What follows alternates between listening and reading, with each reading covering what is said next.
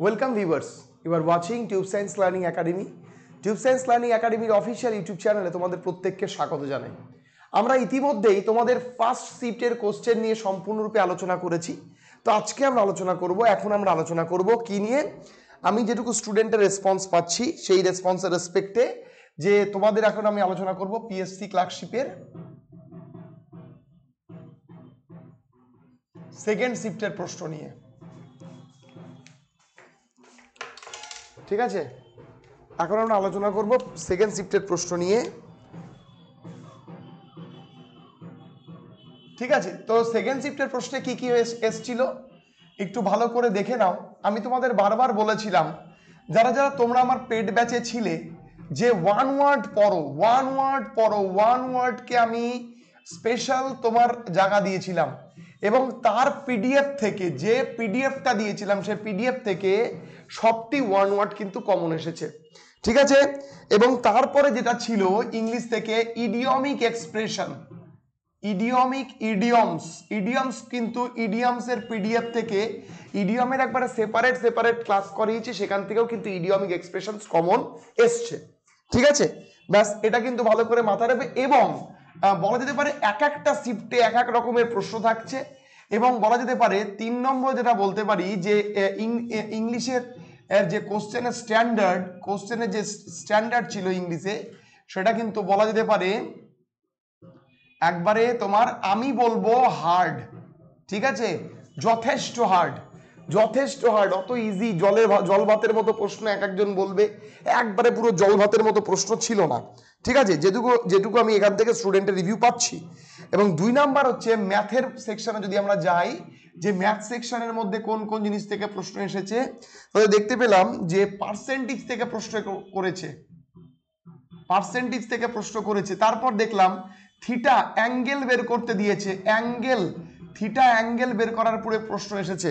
ঠিক আছে, তারপরে তোমাদের অবশ্যই দিয়েছে প্রফিট অ্যান্ড লস, এর থেকে তোমাদের মিনিমাম 3টে কোশ্চেন এসছে। ঠিক আছে, 3টে কোশ্চেন এসছে। একজন লেখা স্যার টাইপ সব কমন ছিল।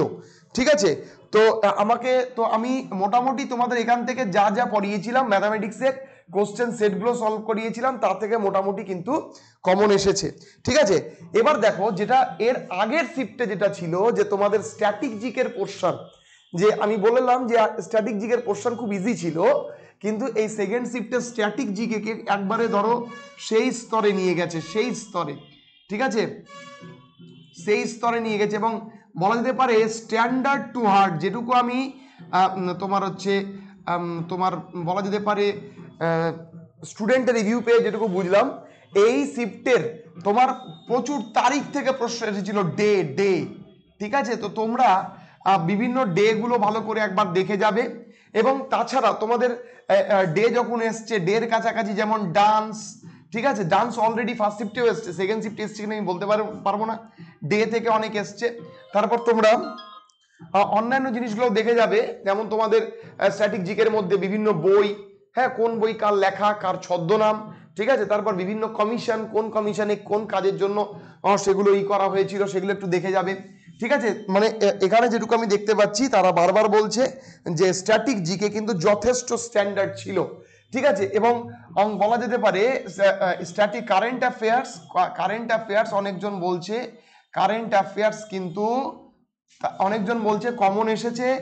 যারা মান্থলি বেসিসে পড়েছো, আমি আবারও বলছি মান্থলি বেসিসে পড়েছো তারা ঠিক আছে, আর যারা কমন নিয়ে পড়েছো তাদের কিন্তু কমন আসবে না, কারণ এইভাবে কমন আসে না বিভিন্ন পরীক্ষায়। ঠিক আছে, তো দেখো আমি এখানে 3টে সাবজেক্ট, যে তোমাদের 3টে সাবজেক্টের পরীক্ষা হলো, সেই 3টে সাবজেক্ট নিয়ে আলোচনা করলাম। এবার আমি একটা কথা বলি, আজকে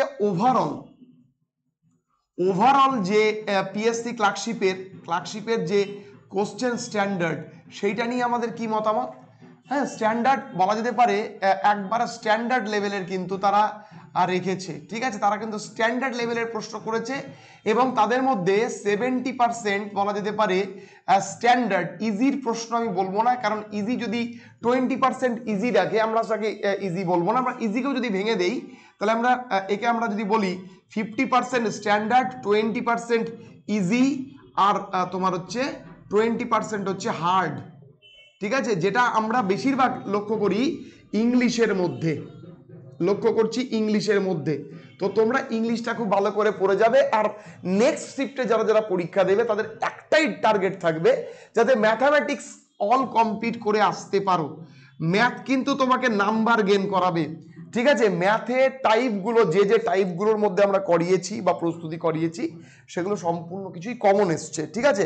তো তোমরা যদি ম্যাথের পোর্শনটা ঠিকঠাক নামিয়ে আসতে পারো, আর জিকে যদি ঠিকঠাক ভাবে পড়ে যেতে পারো, মানে পড়ে থাকো, তাহলে স্ট্যাটিক জিকেতে তুমি মিনিমাম আউট অফ 40 যেরকম প্রশ্ন স্ট্যান্ডার্ড হচ্ছে, নিজেকে যদি 25টা সিকিউর করতে পারো যথেষ্ট ভালো, ঠিক আছে। এখন এর পরিপ্রেক্ষিতে অনেকজন অনেক রকম কাট আপ নির্ভর করবে, কিন্তু আমি তোমাকে বলছি যেটুকু আজকে সারাদিনের তোমার পরীক্ষা স্টুডেন্টরা দিয়েছে, তার উপরে যেটুকু রিভিউ পাচ্ছি, তাদের কাট অফ কিন্তু বেশি যাওয়ার সম্ভাবনা নেই।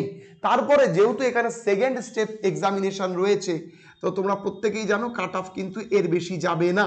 পিএস এবং এমন ক্যান্ডিডেট আমাকে এই কথাটাও বারবার বলছে, এমনকি পিএসসি ক্লার্কশিপ, পিএসসি মিসলেনিয়াসের থেকেও পিএসসি ক্লার্কশিপের স্ট্যান্ডার্ড ভালো আছে, ঠিক আছে।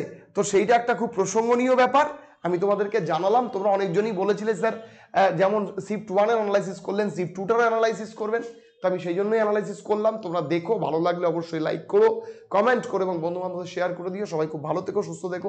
কালকে আবার আমরা অ্যানালাইসিস করবো পরবর্তী শিফটগুলোর। সবাই খুব ভালো থেকো।